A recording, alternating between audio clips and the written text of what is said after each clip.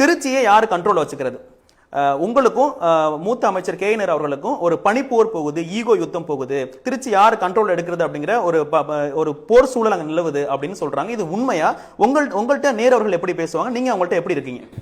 அதான் சொல்றேன், அவங்க தன்னோட சொந்த வேலையை விட்டுட்டு மற்ற வேலையை வேடிக்கை பார்க்கறது தான் அவங்களுடைய வேலையாக இருக்குன்னு தான் நான் பார்க்குறேன். என்னை பொறுத்த வரைக்கும் நான் எப்போ மாநில இளைஞரணி துணை செயலாளராக வந்தேனோ அப்பொழுதுலேருந்து அப்போ மாவட்ட செயலாளர் அண்ணன் நேருனன் தான்.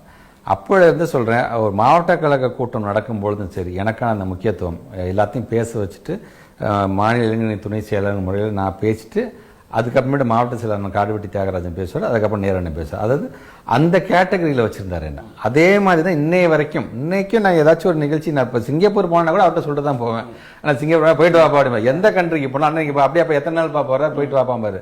ஏதாச்சும் உடம்பு சரியில்லை அடுத்த நிமிஷம் அவர் தான் ஃபோன் அடிப்பார். ஏன் அவருக்கு எதாவது நான் இந்த மாதிரியான ஒரு உறவாகத்தான் இருக்குது. ஆனால் எதனால் இதை சில பேர் இதை தேவையில்லாமல் திரிக்கிறாங்க. ஏன்னா இது சார்ந்து இன்னைக்கு எதிர்கட்சியை சார்ந்தவங்களும் பார்த்தீங்கன்னா அது ஒரு பெரிய ஒரு இதாக போட்டேன் பாருங்க, சிரிப்பு தான் வந்துச்சு எங்களுக்கு. ஸோ உங்களுக்கு சொல்றதுக்கு எதுவுமே இல்லை. அப்போ ஏதாச்சும் சிந்து முடியலாமேங்கிற வேலையை தான் அவங்க பார்க்குறாங்களே தவிர இன்னைய வரைக்கும் எங்களோட தொகுதியில் ஒரு நிகழ்ச்சி நான் பண்ணுறேன்னா அவர்கிட்ட நான் சொல்லுறேன். ஆனால் இந்த மாதிரி டெப்டி சிஎம் பிறந்தநாள் நிகழ்ச்சி இருக்குன்னா பொதுக்கூட்டம் இருக்கு, இதை பண்ணுறேன். முத்தமிழ் கலைஞருடைய அந்த 100 நிகழ்ச்சி பண்ணும்போது நேரம் நீங்கள் தானே ஆரம்பிக்கணும்னு சொன்னால் அவர் தான் எங்களுக்கு தான் ஆரம்பிச்சு வச்சார்.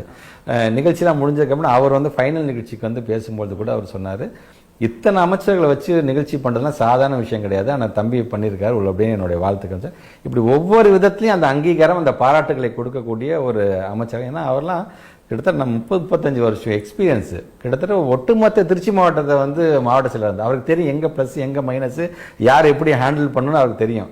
அப்படிப்பட்டவருக்கும் எனக்கும் அது அந்த எங்கள்கிட்ட கம்பேர் பண்ணுறது தப்புங்கிறேன். அவரோட சீனியர் நாங்கள் இன்னைக்கு இருக்கிற பிள்ளைங்க, அவரு சீனியர். அது எங்களை அவன் கம்பேர் பண்ணுறது தப்புன்னு தான் நான் சொல்றேன். நான் ஈகோ யுத்தம் அதெல்லாம் ஒண்ணுமே கிடையாது, அதெல்லாம் எல்லாமே இவங்களா சொல்றதுதான்.